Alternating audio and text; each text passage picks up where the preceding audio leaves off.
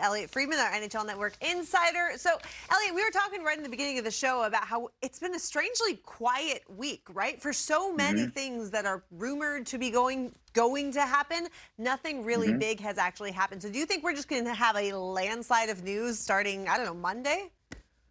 I do. I think as everybody kind of arrives in Nashville next week, Jamie, I do think it's going to pick up.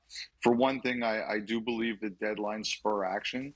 Right now we don't really have many deadlines yet. So once we get closer to the draft and people actually have to make picks and decide where they're going, I think that's going to open things up. But Jamie, another thing someone was telling me this morning is that there's a lot of good players out there. You think about what Winnipeg might be up to and Calgary might be up to and some other teams might be up to. There's some really talented players out there. And right now, I think teams feel that the teams that will be going after those players, they think that they can wait a bit to see if some of these teams panic or some of these teams get concerned, especially when it comes to goalies. There's a lot of goalies out there. And so, are you looking for a free agent? Are you looking for someone to trade for? Are you looking for someone who has a contract? Are you looking for someone who you have to give a contract so you can set your own terms? There's a lot out there. I think some of the teams that are buyers, and Philly's another one, Daniel Briere is definitely out there trying to do things. But I think there's a lot of teams that are buyers who are kind of saying, there's a lot out there and we can maybe wait a little bit to see who gets a little worried that they might not be able to make the moves they want to move. Elliot, I thought you did just a terrific interview with the commissioner yesterday at the Board of Governors meetings in New York. You touched on a wide variety of topics. I want to ask you about what you learned as far as the salary cap, because that's something that impacts the teams directly, and certainly it impacts fan bases who are wondering if they can get players. What were you able to learn in terms of this year and also moving forward for the next couple of years? So next year's salary cap is going to go up $1 million to 83.5. He recommended that to the executive committee earlier in June. The Players Association has been telling everybody to expect the same thing. I know that there were some, even yesterday, there were some people who said to me, "Do you think it could go up 1.5 to 84?" But it's not. It's going to go to 83.5. I think people are disappointed. I think they were hoping that maybe there would be room to make an agreement.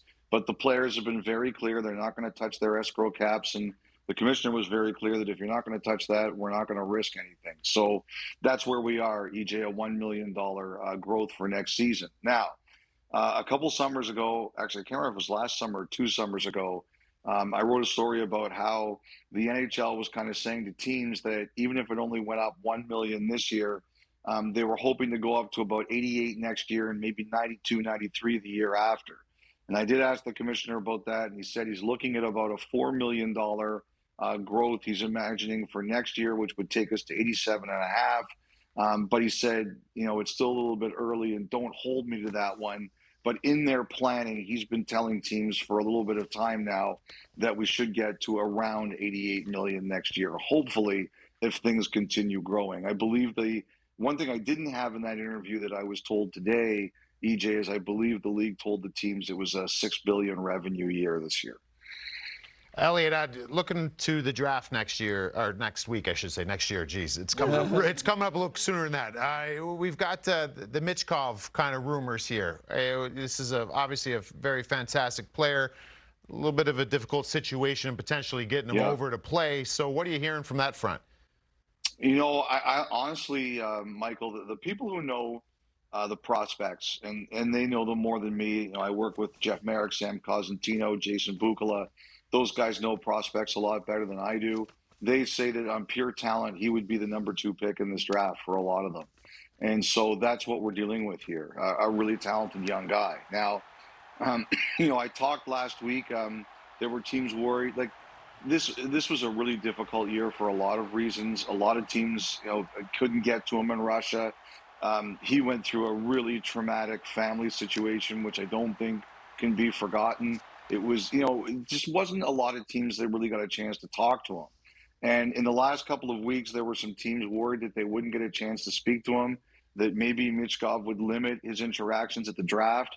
It doesn't look like that's going to be the case. I think if you're picking in the top 10 or you have a legitimate belief that you could get into the top 10, he's going to give a chance to talk to you. But the bottom line is, I don't know if there's been such a talented player that teams just, for a lot of different reasons, haven't been able to talk to on this level like this player is. Now, I do think this, Michael, I think people are going to take the chance. You always bet on talent. And I think there are going to be people out there who are going to take the chance. I think the big question is where. But look, he's not getting past 8 from what people say, and 8's Washington. So, I think he's going to go there at the latest, and we'll see if anybody surprises us. Look, Kaprizov couldn't come over for a while, but we see what a great player he's turned out to be. I think that kind of people look at this the same way. You know what? You bring that up with Kaprizov, and I find this really interesting too, because that's kind of a GM, and to get the crew to go with that. I mean, let's not forget, Bill Guerin didn't draft Kaprizov, No, and right? also he was in the 5th round. Right, and taken in the 5th round. It was two GMs. Two GMs prior. So, you know what I mean? That's something that I always find very intriguing too. It's having a general manager that, is not looking at job preservation, is looking at what is the best move for that team. And I think that's what makes this even more sticky. Yes, and I think that I understand exactly what you're saying. You need to have a fan base that understands you won't see this player for a while. That's important. You need to probably have either an understanding that you're in a long rebuild, or that you have a lot of assets. Like Merrick, who knows this stuff a lot better than I do, he looks at Arizona, which has 2 picks in the top 12, and all the young assets that they've put together, and he says if he was in their shoes, he would do it there. There's always risk to everything.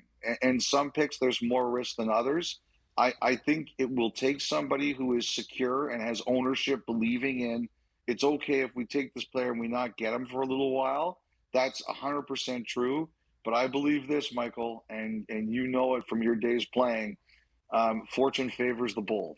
It really does. And you can't, and with big risks, yes, you have to take big swings, but big risk brings big reward. I think the question in this case is exactly what you talked about, and that is that just not a lot of people really know him. Well, I understand that he is expected to be in attendance at the draft in Nashville, Yep. so make of that what you will. I don't know that he'll have to go home unhappy. So hopefully, for his sake, he's got some good news on night 1. We just got off the phone with Eddie Olczyk, and he gave us just a little nugget at the end of our interview, saying Winnipeg is going to be the team that really starts all of the dominoes. Now, we've documented it a lot throughout the show this week about the troubles in Winnipeg, their big 4 kind of all possibly going to be on the move. What can you tell us in terms of any news or any rumblings? Do you think that all 4 of those big name guys could be gone next season? I don't know. I think the biggest question, Jamie, I think they all will be gone eventually. Yeah. I just don't know if they'll all be gone now, or they'll go into next. They'll show up at the start of the year, and we'll see where we go from there.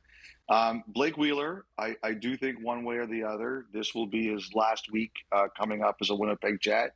I believe there's an understanding there between player and team. It's time for something new. I think they're working together, both in terms of a trade or a buyout, one way or the other. But, I think they're trying to find a solution together. And I think everybody recognizes it's just time, which happens.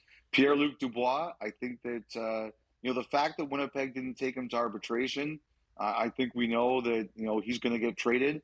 I think he's going to narrow it down to, 2 to 3 teams over the next few days. So Winnipeg knows what they can do right before the draft. I wouldn't be surprised if that's a draft day move there. LA's had some interest. There's other teams that have interest. Dubois got a long history of having interest in Montreal, though other teams kind of suspect that Montreal would rather sign him as a free agent than trade him for him. We'll see what happens, but I do think that one's heading down. It's been a little quieter around Scheifele lately, but I wouldn't count out. The one team I wonder about for centers is Boston. They could have a situation next year where they don't have Bergeron, they don't have Krejci.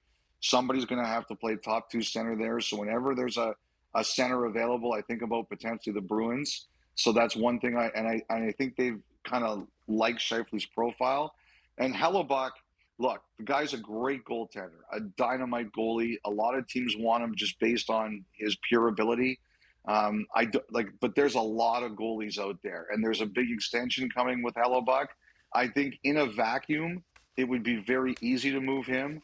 I think what it could come down to is just what teams think the extension is going to look like, and if they're comfortable with doing it. But on pure ability, he's a great goalie, no question about it. Yeah, all right. Well, thanks so much for the time and the insight, and we'll see you in Nashville.